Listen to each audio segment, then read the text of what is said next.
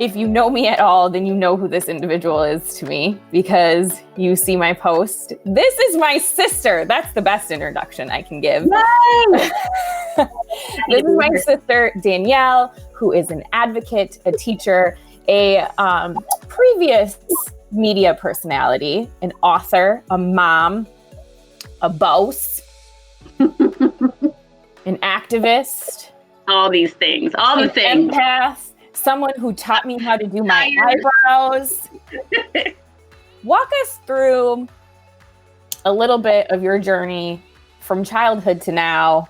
Oh God, a little bit of my journey from childhood. An abbreviated version. Because let me preface, she's a really good storyteller too.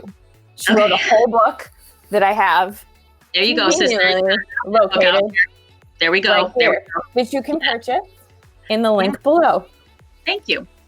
Okay, so as Shannon said, my name is Danielle. I was born in North Minneapolis, Minnesota, to a very diverse family. There were so many of us. And then, grew up in Minneapolis, went to De La Salle High School, went to college in Minnesota, followed this boy to college. He broke my heart, wound up in radio. Okay. Did radio for 15 years. In Minneapolis with Tony Fly on multiple stations, and then out in Washington, D.C. on multiple stations all across the country. Then I got hired at TLC and still with TLC occasionally. I slide in when they need me. And then I decided that media, it was just 15 years was a really long time, and I was ready to make some changes. And I went back to school. I'm in grad school right now. Just finished my first my first year in grad school. Woo woo, yay me! And I am now a fourth grade special education teacher in Washington D.C. And I'm also a member of Teach for America. So everything has changed. Cool. So let's talk a little bit about, because I think people are so interested why you made the transition. I know, because I've seen every part of it, but talk people through some of those career transitions and why they were so critical to lead you to the place where you are today. It takes me a while to transition. So I think it many times. Okay. Same thing happened with my divorce. So a year before, a whole nother, we'll just slide that one in there. There's a whole nother one. We'll get to that one. So I'm a mother, I'm a divorcee, I'm all these things. So in my marriage, I knew a year before I even said it out loud that I wanted a divorce, because it's something that you decide, I think, on your own. And then you have to gear up to, what does that mean for me, for my life, for my children, all these things, right? And I wasn't ready. So it took a year. Same thing happened with media. I had said it over and over again, like, I really don't feel like this is my home anymore. Like, I'm not enjoying it. It feels like it's kind of eating away at my spirit. This is just not who I am anymore. And I felt that way for many years, actually, but I was really good at my job, right? So it's hard to walk away from something you're extremely good at because it's natural. And I was making really good money, and there were all these accolades and all these things that came with it. And it was really awesome until it wasn't. And I was like, none of this matters anymore because I'm not happy. And it became toxic, and I didn't like how I felt anymore. And I felt like I was losing myself every time that I walked into work. Right. And I wasn't comfortable with that. And so, like I said, it took me a while. I remember saying out loud, like, I don't want to do this anymore. But then it took a couple years to really have the courage and be grounded in, no matter what, I'm going to be okay. And once I started to really believe that, I was able to cut ties with things that no longer served me. And being in media, in radio in particular, was one of those things. I didn't want to be there anymore. And all I knew is I wanted to help people, right? So I'm a teacher. And a great one at that. I'm partial. But I do think that it's something that you've always been really good at. You've always been a teacher. You've always advocated for, children at any stage of the game. I remember when we would literally cheerleading camp, we would have little cheerleaders, and Danielle would be on their level and talking to them and giving them all of this love that not everybody always has. And it's so important. And I think when we look at your career, you've always done that. You've always been an advocate. What helped you push past some of those naysayers to get to the place where you really were living in your purpose? I got to be honest with you. I stopped caring what people thought. That was really difficult. I used to be an immense people pleaser. And so I saw myself living my life for everybody else, not for myself, for my kids, for my partner, for everyone, right? But then it was like, okay, but what? You're pulled in so many different directions. And you realize like none of these directions are directions I even want to be pulled in or going or anything like that, right? So that just wasn't comfortable anymore. And I kind of pushed past all of it because at the end of the day, I decided if you're going to choose anybody, you have to choose yourself first. And I started to choose me. And lo and behold, when you start to choose yourself over everything else gets better. Because when you take care of you, that stuff trickles down. It trickles down to your kids. It trickles, to your partner. It trickles to your job and all these things that you're involved in and invested in. And, we spend so much time, especially as women and especially as mothers. And then you're a working mother, right? Like all these different things. And you realize like while you're just giving and giving and giving, you're not really filling your cup. And then all of a sudden you're like, who am I? And what am I doing? And how did I get here? And I kept having those questions pop up over and over again. How did I get here? Why am I here? Why do I feel this way? And the truth about it is that I was investing in every single person in my life except for myself.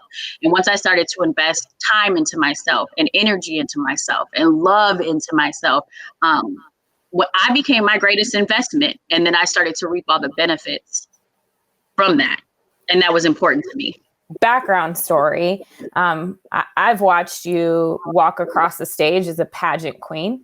I've watched your face plastered across billboards. I introduced you today as Danielle, but many people for many years knew you as Danni Starr. I still don't know who she is. Still trying to figure that one out. And I was there the day that Danni Starr came into fruition. Yes, you were. The day she existed, you were there. Because I was afraid to let my sister go into a studio with a man. And so she didn't know, and I advocated. I mean, and it turned into a wonderful career with a lot of really great opportunities. How have you learned from that space and grown into the person that you are today, inspiring young people to be their best? I just think that even when I was like connected to media, right? It always was about people.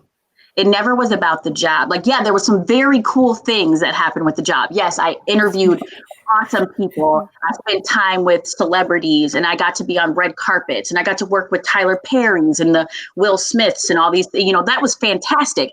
And the Backstreet Boys, like a little part of our inner child was like screaming, but yes. But, at the end of the day, what it always came down to is who I was connecting with, what I was providing, what I was giving to the world. And that's what it always came back every single time. Even when I was on the radio, I was still advocating for heart awareness and, Black Lives Matter and women and gay rights and all these different things. And I used that platform to talk about important things, right? It never was just about like, let's keep up with some Kardashians, and more power to you if that's what you want to do. But I personally always cared about things like important things that mattered. And so when I just took that same love and that same passion for people and connecting and talking, and I brought it into a classroom, and it works. Yeah. There have been situations that have rocked your world, not just career transitions though. Your mom. And motherhood hasn't always been easy for you. In fact, it's been the exact opposite. Share a little bit of your story around having Munchie and Smooch as we talk about them. Yes. Well, I have 2 daughters and a baby in heaven. And all 3 times of being pregnant, I wound up with postpartum depression. Every single time. My body does not do well with hormone changes. And I was hospitalized the last time for 12 days at the mental maternal health ward in North Carolina. So that was some of the hardest things that I've ever been through. It's really difficult when your mind betrays you and then your body is confused and you're confused because whoever exists right now doesn't even resemble who you are, right? But I know that, so this is the crazy thing about it, is like, I look back at those times in my life and I look back at how I can't believe the first time I couldn't believe I survived it. So then, the second time I was like, wait, what? Like, who is this unlucky to get postpartum depression 2 times? So then the third time I was like, okay, universe, what did I do to deserve this, right? But the truth of the matter is I had to really ground myself in what I've been asking the universe, right? And for the longest time, and in fact, I think since I was a little girl, I used to say, dear God, help me be the best me that I can be. That is the prayer I've said over and over again. I said it when we were laying across from each other as seniors with 2 twin beds, right? Like, I say it all the time, and I continue to say it, even when I'm down on myself and I'm like, okay, what do I need? I always say, dear God, help me be the best version of me that I can be. Because at the end of the day, you can't be your best self every day. There are going to be some days that knock the wind out of you, right? That you're just like, really? But I want to be the best version of myself that I can be in each moment. And so those trials, yes, they were awful, unbelievably awful. Okay. I can't believe I survived that 3 times. It's crazy. But I literally am the best version of myself. So you get what you ask for sometimes. If you're gonna say, help me be the best version of myself, it can't be with stipulations. I said to the universe and God, I need to be the best me. I didn't say I need to be the best me in the easiest way possible. Right. Maybe next time I'll try that. I said, I need to be the best version of me. Get me there. I had no idea that the best version of me was going to come on the other side of so much trauma. But my trauma has transformed me, and I am so thankful for it. You know what I mean? Like, do I want to live through it again? No, thank you. Right. But would I be this person? Absolutely not. Would I be this grounded, this safe in who I am, this person who doesn't care? Like, I will speak up for if there is something that is unjust, you just learn that you have to be grounded in everything is always going to be okay. And it really is. Like, I have some struggles, but I always know, no matter what I'm going through, everything is always going to be okay because I have made it through all of my worst days. Well, and I think that's hearing this from you as somebody who has lived a very, what could be pictured as glamorous life, right? A lot of times, you and I've talked about this, at our points in life where to the outside, it looked so pretty to everybody else, but inside it was so painful, right? Yeah. I mean, my stellar career that I had and having a baby, but then finding out the dad had Alzheimer's and then finding out, having a miscarriage and then having a baby and then grandpa died. Like, it was all of this shitstormy stuff that happened. Yeah. Do I want that stuff to happen again? Hell no. But it helped me to uncover where it was that I wanted to be and who I wanted to be and how I wanted to serve and who I was inside, because we're always there. Mm-hmm.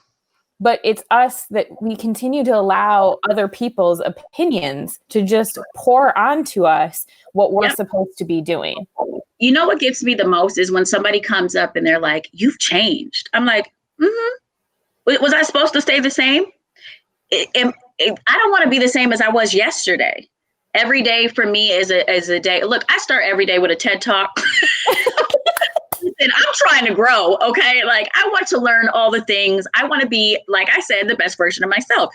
So yes, but I think what happens is when you hear people say some things like, oh, you changed, it's never in a positive light, right? It's never like, wow, you've changed and your glow up is amazing. It's like, you changed. I don't fit into that anymore. Right. And that's okay. Because you know what, as you change and as you grow and as you become the best version of yourself, you're going to realize that some of those people in your life were not the best people for you. And they are going to start to fall off. And at first you're going to feel guilty. Yes. And you're going to feel sad. Oof. And you're going to want to grab hold because I don't know my life without these people, right? Like, I don't know how to live without this group of people. But when you realize that who you are is no longer aligned to these things, these people, your mind, when you're all that negative self-talk, all those different things, when you're doing all these things, you can't thrive in that. So when people tell me, oh, you change, oh my goodness, I'm like, yes, I have. Thank you. Because I don't want to be the same. I want to be a different version of myself. I want to keep growing. I want to keep getting better. So yes, I have changed. And you're welcome to come on this journey with me, or we can say our goodbyes here and I'll wish you well. But like, yes, I've changed and we all should. The only constant in life is transition. The only constant is change. I try really hard to center myself as much as possible and to remember like whose feelings are whose, especially as an empath. I take on everybody's stuff. So staying grounded is essential for someone like me, because when I start to take in everybody's things and don't even realize that this doesn't even belong to me, it's a very slippery slope. And especially when you're trying to protect your mental health, you have to be mindful. So stepping away is imperative, because when you're always in it, you don't have that time to reflect. And reflection is imperative because it's going to give you a new perspective. It might give you a different way. It might tell you that you need to stop a project, stop a relationship, stop something, you know what I mean? And you can quit, because quitting is okay. When you are in something and it doesn't feel good and it's detrimental to your spirit, your soul, and your family and anything else. Say that again for the people in the back that did not hear you. Go ahead and quit. You need somebody to tell you to quit.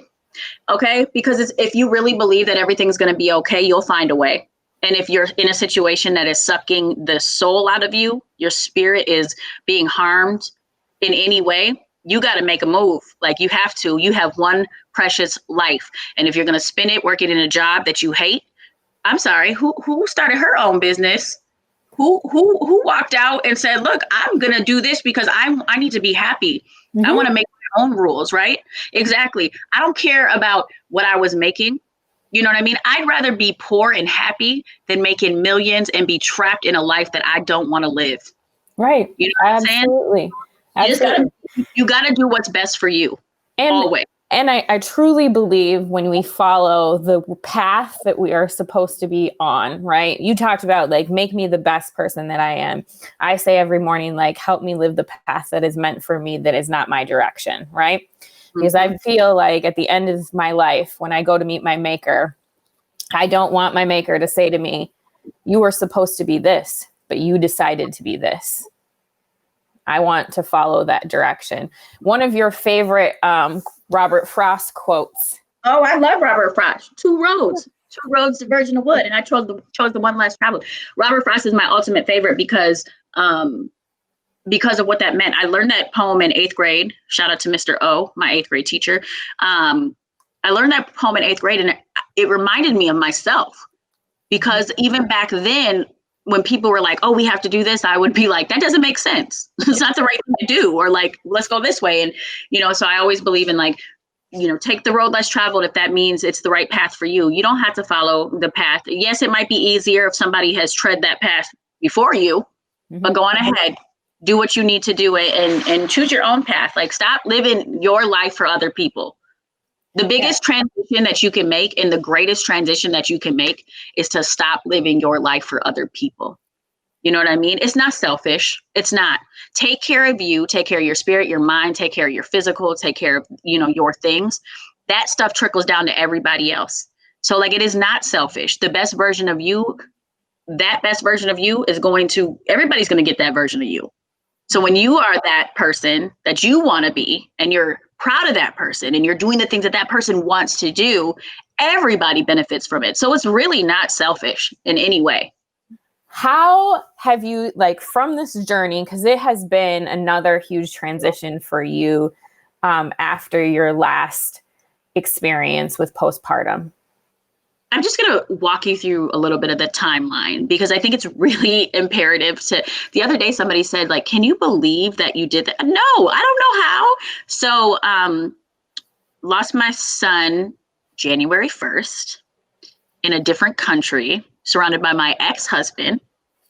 And his family and nobody. It was insane. And then wound up in the hospital.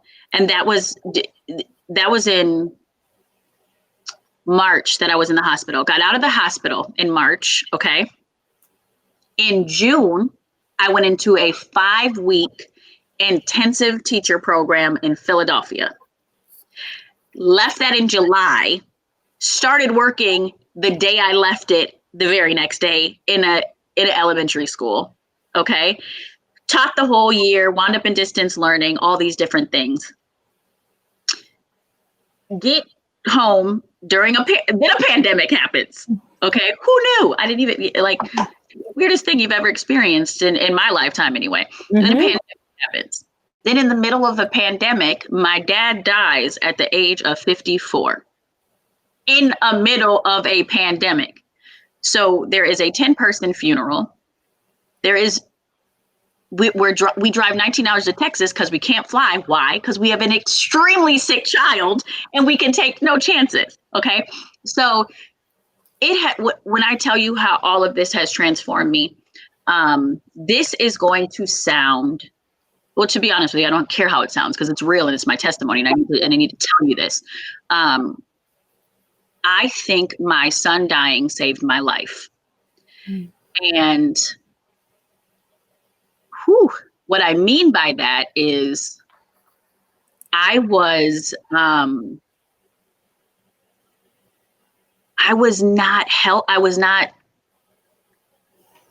it's almost hard to explain, but after my son died, I felt him everywhere. And I felt things start to slip away, like self-doubt and fear. And I felt like him dying saved me. Like I needed something to remind me that living was important. I needed something, And I really believe that my son was a gift from the universe to remind me of a bunch of different things. And I don't know that he was ever supposed to survive because he saved me. His death saved me. It really did. Mm-hmm. So then just all these transformations. And then when my dad died, it was it for me, which was a month ago, mind you. Mm-hmm. My dad died a month ago and I'm still in this grieving process. I'm still trying to figure out all these things. But what I know without a doubt is that something magical happened when my dad died, right? Because all of a sudden, all these different things started to happen in the sense of no more self-doubt. And this transition had started. Death can bring out some amazing things, right? Mm-hmm. Death will teach you lessons that you never knew possible, if you're willing to learn them and to hear them. Yeah. And I noticed what the death of my son did for me and how it was changing me and how I was growing, and I was open to that. Okay. I didn't push back at all. I said, okay, come on, let's go. Let's get to it. When my dad died, I'm completely devastated. It's really difficult. It's a journey that it's a brand new journey for me. My dad, no, I've never lost a parent. I don't know how to do this. It's hard, right? But I had this dream, and in the dream, my dad told me, because it feels like a piece of me is missing, right? Mm-hmm. It feels like something is missing. But I also feel oddly great, like grounded and passionate and motivated and determined and just completely grounded. And I have goosebumps now because I'm my dad. I'm feeling my dad. But I had this dream, and my dad said, you basically you left and you took a piece of me. You took a part of me. Mm-hmm. And my dad looks over his shoulder and he smiles and he goes, yeah, but I took all the bad parts. And I think it's really true. This transition has been the greatest one. Yes, my dad is gone and it's awful, right? But I feel him more now than I did in real life, when he was here.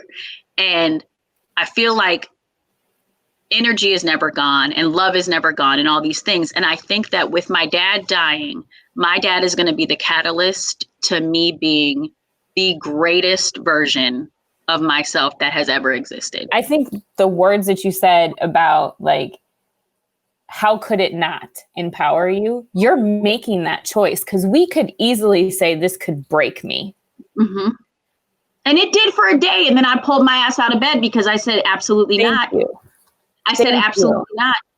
Oh my gosh, there have been days my dad died, okay, in a pandemic while during my first year teaching, while my baby had 5 to 6, 7, I don't know, so many surgeries this year. All of this could break me, but I'm not somebody who breaks easily. And what I really found out is that breaking isn't always a bad thing. I'm like a mosaic, right? You break, but you can put right back. Beautiful. And the pieces that I put back are not always put back the same way. They're put back differently. They're put back better, right? They're put like they shift. Like I'm not going to be the same person that I was. You're never going to be the same person. You should want to change. You should want to grow. And I just think that now more than ever, I'm so committed to myself. And that I've never been committed to myself like that. Like there is no one that I believe in more than me. And that's the truth. And I used to believe in everybody. And I want everybody to be their best self. I want that. But I don't get to believe in everybody else and not believe in myself. What kind of sense does that make? None. Right? So what about what to that woman who is listening that says, I don't feel worthy. I don't feel like I can do this. You're lying. That's a lie. You are more than capable. And I don't mean that like you're lying, like get over it. No, because you get to feel your feelings. Okay. But you are absolutely worth it. You are absolutely worthy. You are magic. Okay. You are a breathing person. Do you know what it takes for a human to survive? Like everything to just show up and talk. Like you are a miracle. You're a walking miracle. And that's what you have to keep telling yourself. You have to tell yourself the positive stuff and stop feeding yourself those lies. Those are lies. Those are lies. And when you feed yourself those lies constantly, the problem is you're going to start believing those lies. Mm-hmm. And then you're going to start living those lies. Ooh, yep. You don't deserve to live a lie. You deserve to walk authentically in the life you want to walk in. You get to live the best life that you deserve. And if you don't, stop telling yourself those lies, you're never going to get there. Mm-hmm. So you have to change the way you talk to yourself. What do you say to the girls every day, right? What do you say to me when I'm in that space? Oh my God, I have so many. So I start my kids off with the chant every morning, and it goes. So like if I'm like to Della, right? Sometimes I got to do it to myself. Let me tell you, everything is not great. Okay. I'd be in the car like, who's going to rock her day? Me. Who's going to rock her day? Me. Who's going to rock her day? Her name is Mama, and she's going to rock her day. Like, I don't play. I am my own biggest cheerleader, because if I'm not going to be, who is? And the thing about it is like, I've always been a happy person with a bubbly personality. That's just kind of like who I am. Yep. Let me correct myself. I've always appeared to be a very happy person with a bubbly personality. I have been this person and been absolutely miserable because I show up for people. I always show up for people. You need me to be there. Oh, you got me to do something. Let me put on the Danni Starr face. Let me get there and do it. Right. I don't have to do that anymore. And it's so amazing because I don't have to force myself to feel good, to put on a show, to do like, I just get to show up and be myself. And because I'm putting in the work and I'm doing the things that are filling my soul and really, because I feel good in who I am, it makes everything easier. It makes everything better, but only when I show up for myself. If you can't show up for yourself, it's just not going to work out. It really won't. Also, you might just feel silly doing it at first, but it really absolutely helps. Like for me, I haven't told you this story yet. I caught Juliana, my oldest, using a dry erase marker, because they're everywhere in our house, to write on mirrors, writing "You are loved" on her mirror. Yes, she did. You know why? Because she knows she's loved. Absolutely. And the words that we use for ourselves, like you are loved, you are smart, you are capable, you are kind, you are courageous, you are brave, you matter, you're fierce.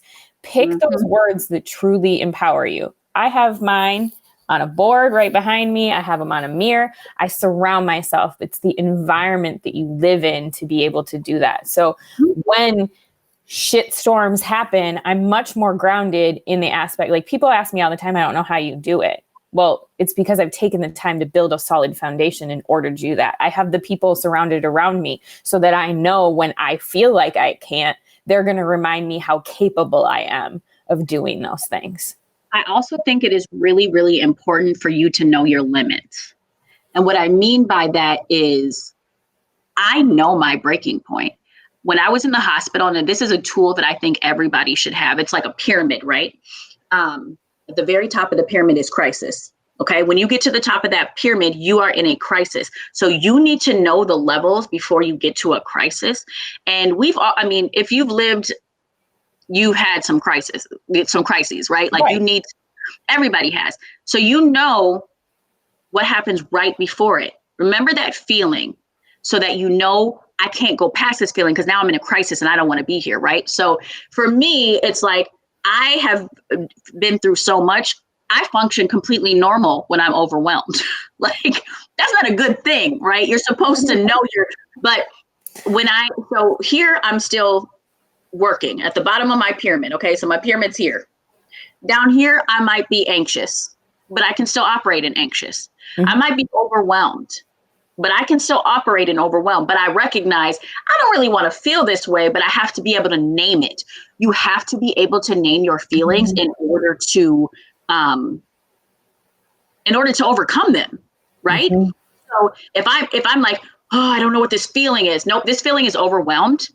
This feeling feels like this, and now I can work on this. So right before I get to a crisis, my trigger word and my warning, my red flags are anhedonia. And anhedonia means I don't find joy in doing anything that I actually normally find joy in. So like this is joyful for me, right? But I can easily do this conversation with you because I'm a professional.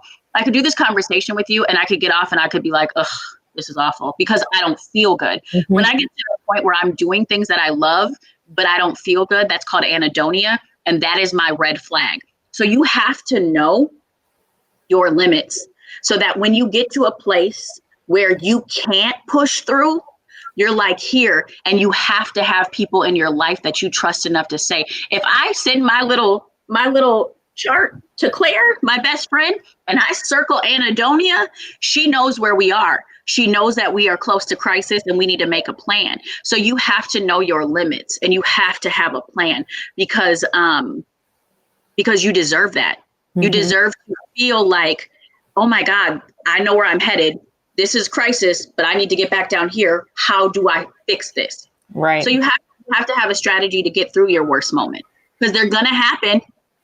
You plan for your finances, you're putting away money for colleges. Hopefully you're doing all these different things, but you're not planning for your own trauma. Like it's going to happen. So put that stuff in place. I know that no matter what, if I'm going through something, I can call you. You are that person for me. Claire's that person for me. I know that they're a person people that no matter what, I'm going to be able to call on them, but you have to have your people lined up. You have to have your words lined up. You need to know what it feels like. What is this feeling that I'm feeling? Oh, this is fear. Okay, how do I work through my fear? Oh, what is this feeling that I'm feeling? Oh, this is massive anxiety. Like you have to be able to name your feelings so that you can work through them.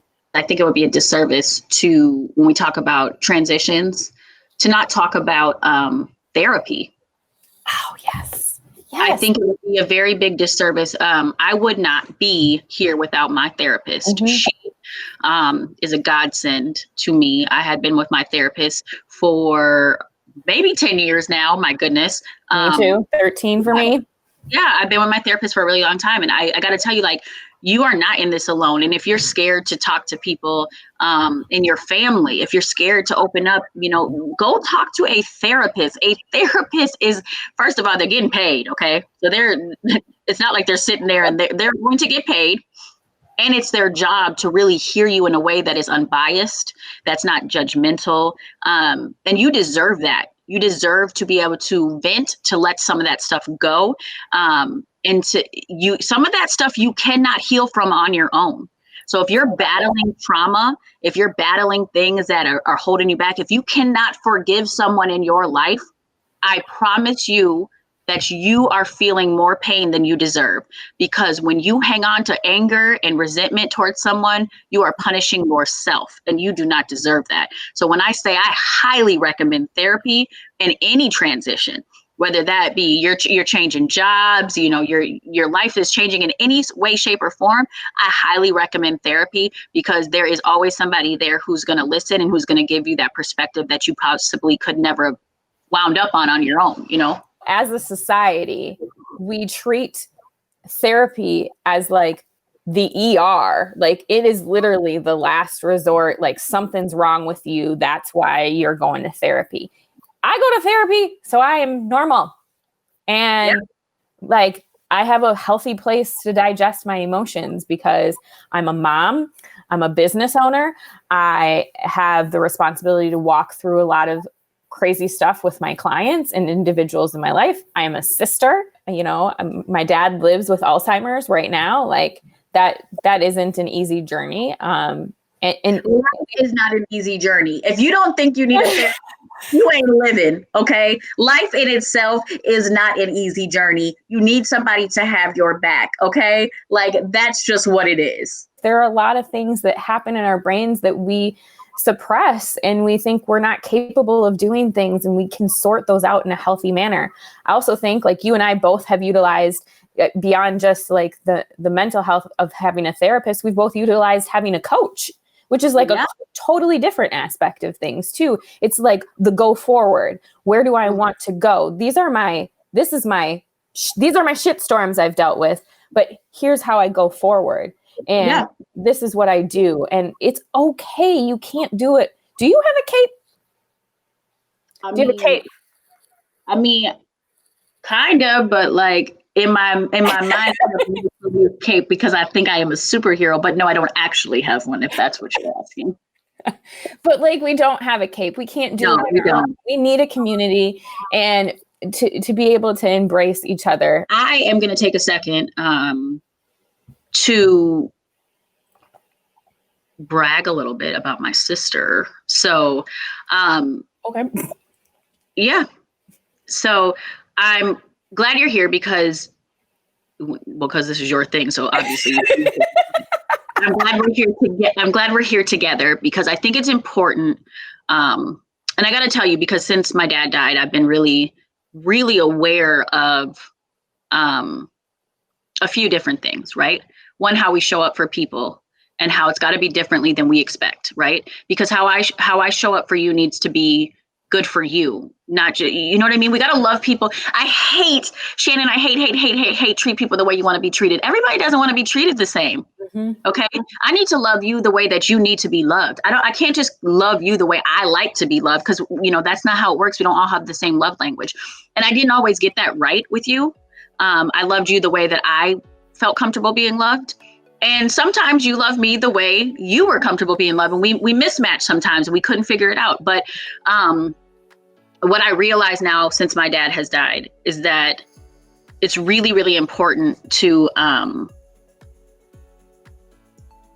give people their flowers while they're here. You know what I mean? Like, he's gone now and I can't tell him all the things. And so I want to take this time real quick just to tell you a few things. I want to tell you that I'm unbelievably proud of the work that you're doing. I want to tell you that I have never seen you shine like you're shining now. And it's a beautiful thing to watch. I want to tell you that I see you momming, and I see you being a boss, and I see you being a wife, and I see you, I hear you, I feel you. And I see you being an advocate and an ally, and all these things matter, right? They really do. Mostly though, I see you, not as a mom, not as a wife, not as somebody who I see you. So I just want to take the time to tell you that I'm very proud of you. I'm honored to be your sister. The way that you have shown up for me over decades and decades, and almost another decade. We're older than we are. Yeah. I'm just really grateful for people like you, and I'm grateful that you're doing the work that you do, because it's very powerful and it's important. And you need to know that you're a special person and that you're doing some special things, and you need to be aware of it, and you need to own it, and you need to, like, you are one of my most favorite people on the planet, and I love you very much, and I'm very proud of you. Ditto. I will always carry your crown. And you know that means. Yeah. Words of affirmation are incredibly important to me, but I'm really not good at receiving them, especially in public. So thanks for that one. Thank you for encouraging me to have you on, because I was a big sister in protective mode because you've been through so much, and you're like, no, I want to. And I'm like, okay, let's do it. So yeah, I'm going through all this shit if it can't help anybody. Right. Literally. If you enjoyed our conversation today, you are going to enjoy this book, because you will laugh, you will cry, you will feel all of the emotions. And I'm not saying that like as a big sister. I literally was reading this book. Also, there's an audio version of the book that they can buy, right? Yes, there is. It's on, all you gotta do is you can get it on Amazon. There's a Kindle version, and I'm the ones doing the Audible versions. There's Audible, there's the Kindle version, and there's the paperback, all on Amazon.